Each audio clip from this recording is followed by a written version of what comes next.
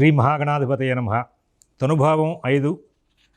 మనం చాలా విశేషాలని ఇక్కడ జాతక పారిజాతం అనే గ్రంథంలో ఉన్నటువంటి అంశాలను మనం ప్రస్తావన చేసుకుంటూ వస్తున్నాం. ఈ జాతక పారిజాతంలో ఉన్న అంశాలు ఈ తనుభావానికి సంబంధించి వాళ్ళు పూర్తవుతాయి. అయితే ఇతరత్ర మరి ఇతర గ్రంథాల్లో కూడా ఈ తనుభావం మీద ఎవరెవరు ఎటువంటి అంశాలను ప్రస్తావన చేశారు అనేటువంటి విషయాలను మనం చూడాల్సిన అవసరం ఉంటుంది. వాటి కోసం చెప్పేసి మనం మళ్ళీ వేరే గ్రంథాల నుంచి తనుభావం ఏమండి ఇది సాగదీస్తున్నారేంటి అనుకోవద్దు. ఒక తనుభావం దీన్ని తీసుకుని వేరే ఎగ్జాంపుల్స్గా ధనభావం దాంట్లోకి వెళ్ళేసరికి ఒక క్లారిటీ వస్తుంది మీకు. ఏంటంటే భావం పాడైంది అనడానికి ఏ ఏ స్థానాలను మనం తీసుకున్నాం, భావం బాగుంది అనడానికి ఏ ఏ స్థానాలు ఏ ఏ అధిపతులు మనం తీసుకున్నాం అనే విషయం మీద ఒక చక్కనైనటువంటి ఒక క్లారిటీ మీకు వస్తుంది. ఆ క్లారిటీ వచ్చినప్పుడు మీరు ఆటోమేటిక్గా ఏం చేస్తారంటే మరి మీరు ముందుకు వెళ్ళిపోతూ ఉంటారు. ఎక్కడ ఇబ్బంది లేకుండా మొత్తం అంతా కూడా మిగతా భావాలు కూడా కొంత ఒకవేళ వెంటనే జ్ఞప్తికి రాకపోయినా, ఆ ఫార్ములా గుర్తు రాకపోయినా, సూత్రం గుర్తు రాకపోయినా, ఓహో తనుభావం మీద ఒక డీటెయిల్ వర్క్ చేసాం. అక్కడ 6, 8, 12 స్థానాధిపతులతో కానీ, లేకపోతే నీచాంశాల్లో ఉన్నప్పుడు కానీ, అతను కేంద్ర కోణాల్లో ఉండి కూడా ఉపయోగం లేకపోవడం కానీ, ఈ అధిపతి నవాంశలో ఉండగా ఆ నవాంశాధిపతి ఇక్కడ చెడు ప్లేస్లో ఉన్నప్పుడు కానీ మనం భావం పాడైంది అనేటువంటి అంశాన్ని మనం ప్రస్తావన చేసుకొచ్చాం కదా.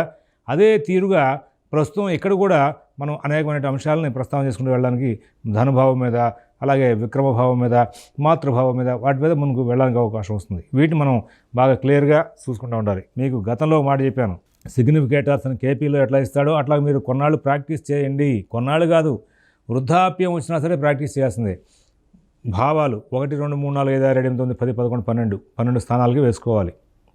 వేసుకున్న తర్వాత భావంలో ఉన్న గ్రహాలు, తర్వాత భావాధిపతి, తర్వాత భావాధిపతి పేరు రాసి స్థితి, యుతి, వీక్షణ ప్రతి భావానికి కూడా.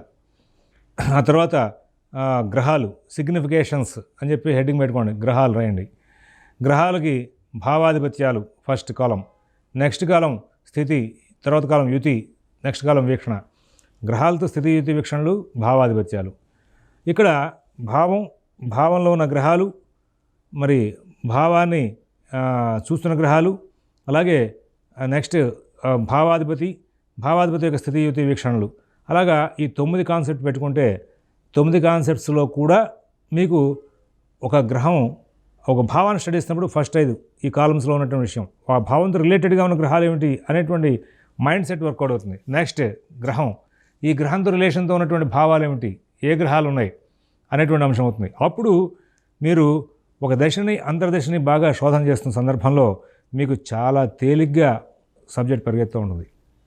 ఆ తర్వాత ఇట్లాంటి యోగాలను కూడా వస్తే యాక్యురేట్గా చాలా పర్ఫెక్ట్గా ఆ విషయాలని కూడా చెప్పేందుకు, ఆ దశ అంతర్దశకు సంబంధించిన విషయాలు చెప్పేందుకు మీకు అవకాశాలు బాగా వస్తూ ఉంటాయి. ఇది చేయకుండా ఊరినే నా బుద్ధికి ఇట్లా తోస్తోంది, నాకు అట్లా అనిపిస్తోంది, నాకు ఇలాగా అనిపిస్తోంది, ఇవన్నీ కూడా శాస్త్ర దూరమైన ప్రవర్తన. అటువంటి ప్రవర్తకుల మూలంగా శాస్త్రం అవమానపడుతుంది. ఆ శాస్త్రజ్ఞుడు అవమానపడతాడు.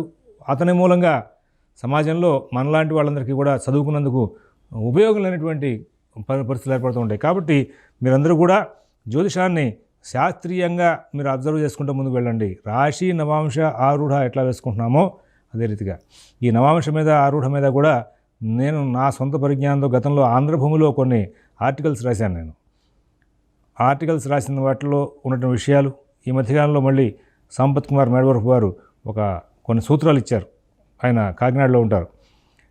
నేను మా గురువుగారి దగ్గర, అమ్మడి పునాది శర్మ గారి దగ్గర, అంటే ఈ పక్కన ఫోటోలో ఉన్నటువంటి ఆయన దగ్గర ఈ జైమిని, పరాశర విధానాలు 2 బాగా కూలంకషంగా స్టడీ చేసినప్పటికీ కూడా మళ్ళీ ఒకసారి రివిజన్ లాగా ఉందని చెప్పేసి మేడవరపు గారు ఆన్లైన్ క్లాసులు కండక్ట్ చేస్తుంటే ఆయన దగ్గర కూడా నేను ప్రస్తుతం మళ్ళీ ఒకసారి రివిజన్లో కూర్చున్నాను. నాకు అదొక పిచ్చ.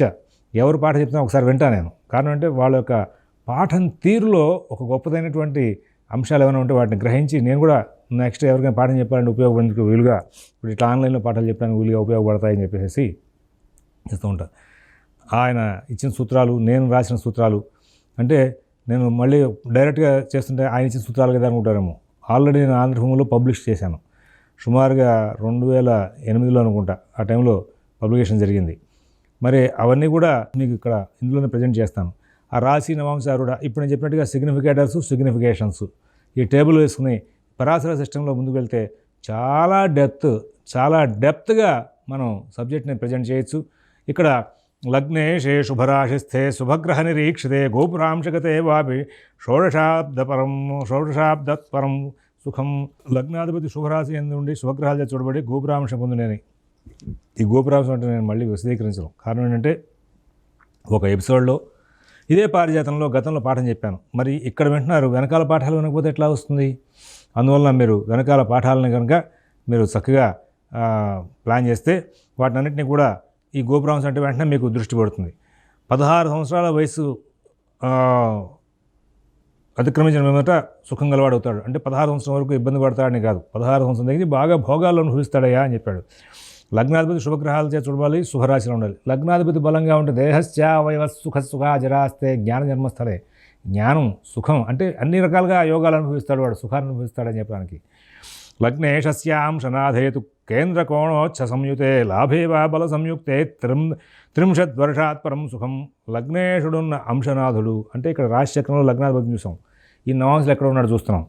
చాలామంది కేవలం రాశిచక్రంతోనే యోగాలు చెప్పేస్తారు. పరాశర విధానంలో నవాంశతో ముడిపడి వివిధ అంశాలతో ముడిపడి ఈయన సబ్జెక్ట్ని ప్రిపేర్ చేసుకొచ్చాడు. పైన గోపురాంశ అన్నాడు. హోరాద్రేకాణ సప్తాంశ నవాంశ ద్వాదశాంశ త్రింశాంశాలు వేస్తేనే నీకు గోపురాంశం అనేది బయటపడుతుంది, లేకపోతే బయటపడదు. నేను అందుకోసం నేను ఇక్కడ స్మరణ చేయను అని చెప్పా. కారణం అంటే వెనకాల ఆల్రెడీ చెప్పాం కాబట్టి మీరు తీయాలి. గోపురాంశం అంటే ఏమిటి జాతక పారిజాతంలో తీస్తేనే మీకు తెలుస్తుంది. ఆ అంశనాథుడు ఈయన వెళ్ళి అంశలో ఉన్నాడు.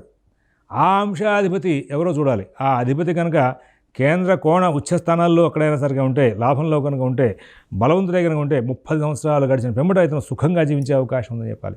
లగ్నాధిపతి నవాంశలు ఎవరింట్లో ఉన్నాడు చూసి ఆ నవాంశాధిపతి ఇక్కడ మరి ఉచ్చలో కానీ, అలాగే మిత్రక్షేత్రంలో కానీ, లాభస్థానంలో కానీ, అలాగే కేంద్ర కోణాల్లో కానివ్వండి మంచి బలమైన స్థానబలంతో కనుక ఉన్నాడు అంటే కనుక లగ్నాధిపతి బలంగా ఉన్నాడు, లగ్న అంశాధిపతి బలంగా ఉన్నాడు. ఆ సందర్భంలో ఆ వ్యక్తి 30 సంవత్సరాలు దాటిన తర్వాత శేష జీవితం అంతా కూడా సుఖంగా జీవిస్తాడయా అని చెప్పాలి. అది జనరల్ యోగం అనమాట. ఆటుపోటాలు సహజంగా వస్తూ ఉంటాయి. వచ్చినప్పటికీ కూడా సహజమైనటువంటి ప్యాటర్న్ అట్లా వెళ్తూ ఉంది మార్గం అని చెప్పడానికి వీలుగా ఉపయోగపడుతుంది. ఇక్కడ చిన్న విషయాన్ని ఒకటి ప్రస్తావన చేస్తాను మీకు.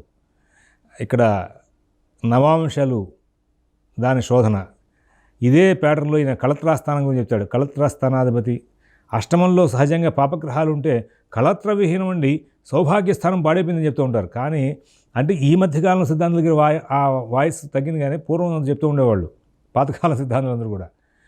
కానీ అష్టమంలో ఉన్నటువంటి పాపగ్రహం ఆడవాళ్ళ జాతకంలో ఆ పాపగ్రహం నవాంశలో ఎవరింట్లో ఉన్నాడో చూసి ఆ అష్టమాధిపతి ఆ నవాంశాధిపతి యొక్క దశలో అంతర్దర్శించినప్పుడే సౌభాగ్యం పోతుంది అని చెప్పేవాళ్ళు. అది పారిజాతంలో స్పెసిఫిక్గా ఉన్నట్టు సూత్రం. అలాగే వృత్తి స్థానానికి కూడా అట్లాగే చెప్పుకుంటూ వచ్చాడు. నవాంశాధిపతి లగ్న దశమాధిపతి నవాంశలో ఎవరింట్లో ఉన్నాడు చూసి ఆధిపతిని కూడా బేస్ చేసి వృత్తి యొక్క లక్షణాలు చెప్పబోయా అని చెప్తూ ఉంటాడు. దశమస్థానం అనే దాని మీద, దశమభావం మీద ఓ చక్కటి బుక్ రాశారు బి రామన్ గారు. దానికి పుచ్చా శ్రీనివాసరావు గారు చక్కగా తెలుగులో వ్యాఖ్యానం రాశారు. ఆయన రాసినటువంటి ఆ పుస్తకాలను కనుక చదివితే వృత్తి స్థానం బాగా చెప్పచ్చు. అసలు జాతకం ఇవ్వగానే వృత్తి గురించి చెప్తే చాలా ఆనందంగా అందరూ ఎంజాయ్ చేస్తారు. కారణం సంపాదించుకోవడానికి కావాల్సిన డబ్బులే కదా, వాటిని నిర్ణయం చేయాలి. కానీ ఆ వృత్తి స్థానంతో వీడు వృత్తి స్థానం బలంగా ఉన్నప్పటికీ కూడా చెడు తిరుగులు తిరుగుతాడు అని చెప్పడానికి ఈ యొక్క లగ్నభావం బాగా పనిచేయాలి. లగ్నభావం సరిగ్గా లేకపోతే వాడికి దశమభావం బాగున్నా కానీ వృత్తిలో సరిగ్గా ఉండడు. దీనికి దానికి ఇంటర్ రిలేషన్ ఉంది. మళ్ళీ ఇవన్నీ మనం చూసుకుంటూ వెళ్ళాలి. లగ్నే రవ్యాది సందృష్టే పాదశ ఫలముచ్యతే రాజసేవీ పితృధనో జలపణ్యోపమహాధన. మరి ధార్మిక స్థూల శిష్ణస్యాద్ విద్యా శిల్పయశోన్విత రాజపూజ్యో వ్రతయుక్తో వేష ఆసక్తో ధనే సుఖీ అని చెప్పిన వచ్చాడు. ఇక్కడ చాలా విశేషమైన యోగం ఇది ఇప్పుడు చెప్పబోతున్నాను.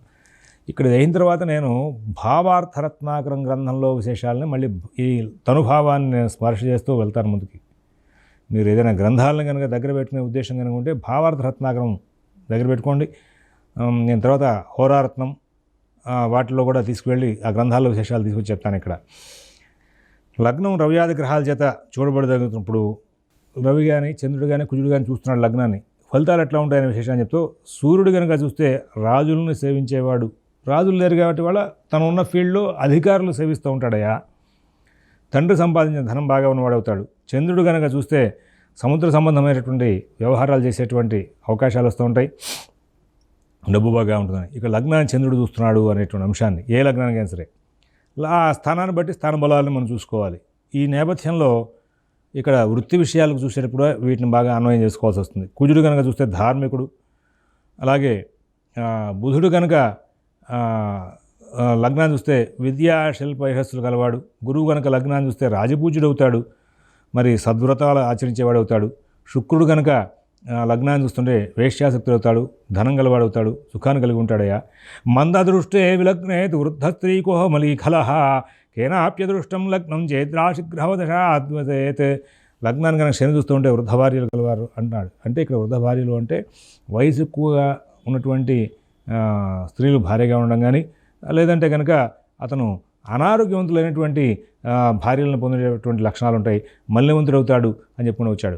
లగ్నాన్ని ఏ గ్రహం కనుక చూడకపోతే రాశిగ్రహ వశాన్ని బట్టి మనం ఆ ఫలితాన్ని చెప్పాలి అని చెప్పుకోవచ్చు. లగ్నే స్వామీక్షతే రాజా తత్ప్రియో వా ధని సుఖీ సౌమ్యేక్షతే ఖం సౌమ్యం పాపదృష్టే త్వశోభనం.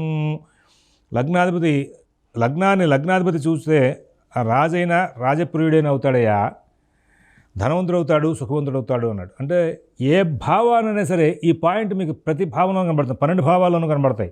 6, 8, 12 స్థానాల సంబంధంగా మాత్రం ఫలదీపికలో కొన్ని పాఠాంతరాలు ఉన్నాయి, పరాశర హోరాశాస్త్రంలో పాఠాంతరాలు ఉన్నాయి, అడిషనల్గా కొన్ని గ్రంథాల్లో పాఠాలు ఉన్నాయి. 6, 8, 12 స్థానాధిపతుల యొక్క వివరాల్లో మాత్రం ముఖ్యమైన జాతకాలుగా అవే ముఖ్య స్థానాలు, కానీ అక్కడే పాఠాంతరాలు తేడా వచ్చినాయి. బట్ వెళ్తున్న ప్యాటర్న్ మాత్రం ఒకటే తీరుగా ఉంటుంది. కాబట్టి ఇది గమనించుకోవాలి. ఏ భావాన్ని ఆ భావాధిపతి చూస్తే భావం పోషింపబడుతుంది అనే విషయానికి వాడు ధనవంతుడు అవుతాడు, సుఖవంతుడు అవుతాడు. లగ్నాన్ని సౌమ్యగ్రహాలు కనుక చూడబడితే కనుక సమస్తం శుభంగా ఉంటుంది, పాపగ్రహాలు కనుక ఉంటే అశుభంగా ఉంటుంది. సుఖీ లగ్నే వ్యాధి దృష్టే సర్వదృష్టే నృపో భవేత్ లగ్నే త్రయశుభో రాజా దుఃఖ పాపగ్రహాశ్రయ. లగ్నం 2 లేదా అంతకన్నా ఎక్కువ శుభగ్రహాలు చేసి చూడబడితే 2 శుభగ్రహాలు లేదా అంతకన్నా ఎక్కువ శుభగ్రహాలు కనుక చూస్తే వాడు సుఖపడతాడయ్యా. లగ్నం సర్వశుభగ్రహాల చేత చూడబడితే వాడు రాజవుతాడు. లగ్నమందు 3 శుభగ్రహాలు ఉంటే కనుక మంచి రాజయ్యే లక్షణాలు ఉన్నాయి. లగ్నానికి 3 పాపగ్రహాలు ఉన్నారు కనుక అంటే వాడు దుఃఖ పాపగ్రహాశ్రయ. లగ్నంలో 3 పాపగ్రహాలు చేరాయంటే వాడు ఎప్పుడు దుఃఖంగా ఉంటూ ఉంటాడు, ఏడుస్తూ ఉంటాడు. ఇది ప్రాక్టికల్గా కనబడుతుంది. పాపగ్రహాల యొక్క సంఖ్య పెరుగుతున్న కొద్దీ వాడికి దరిద్రం పెరుగుతూ ఉంటుంది. ఆ గ్రహాలకు వచ్చిన ఆధిపత్యాలు, ఆ గ్రహాల యొక్క కారకత్వాలను బట్టి ఆయా భావాలు పాడవుతూ వాడు ఎప్పుడు కూడా దుఃఖితులుగా ఉండేటువంటి లక్షణాలు జాతకంలో ప్రత్యక్షంగా చూడొచ్చు. లగ్నాధిపోతి బలవాన శుభైరదృష్ట కేంద్రస్థితశుభగైరవన్యలోకమాన్య నృత్యం విధూయ విధదాతి దీర్ఘమాయు సార్థం గుణైర్బహుభిర్దూర్జితయాచలక్ష్మ. లగ్నాధిపతి అత్యంత బలవంతుడై పాపగృహ దృష్టి లేక కేంద్రమందు ఉండి శుభగ్రహాల దృష్టి కనుక కలిగి ఉంటే వాడు బతికున్నంతకాలం కూడా సుఖంగా జీవించే అవకాశం ఉంటుంది, చక్కటి సుగుణాభిరాముడయ్యే అవకాశం వస్తుంది, చాలా విశేషమైన ఫలితాలు వస్తాయని చెప్పేసి తనుభావంలో ఈ జాతక పారిజాతంలో అనేక విషయాలను చెప్పాడు. ఈ యొక్క తనుభావంలో ఉన్న విశేషాల మొత్తాన్ని కూడా మీకు భావార్థ రత్నాకరం ద్వారా మరొక అంశంలో ప్రస్తావన తీసుకొస్తాను. ఈలోపుగా జాతక భంగ యోగాలు చూసుకుంటూ వచ్చాక యోగాలు చెప్పుకుంటూ వెళ్తున్నాం. యోగాలు ఎప్పుడు భంగం అవుతాయనేటువంటి విషయాల మీద మన రీసెర్చ్ బాగా జరగాలి. గతంలో 4 ఎపిసోడ్లు మాత్రం చెప్పాం. ఇప్పుడు మళ్ళీ ఇంకో ఎపిసోడ్లో ఈ జాతక భంగ యోగాల్ని మళ్ళీ మీకు ప్రస్తావన చేసుకొస్తాను. వాటిని అప్పటిదాకా మీరు స్టడీ చేసుకుంటే ముందు వెళ్ళండి. స్వస్తి.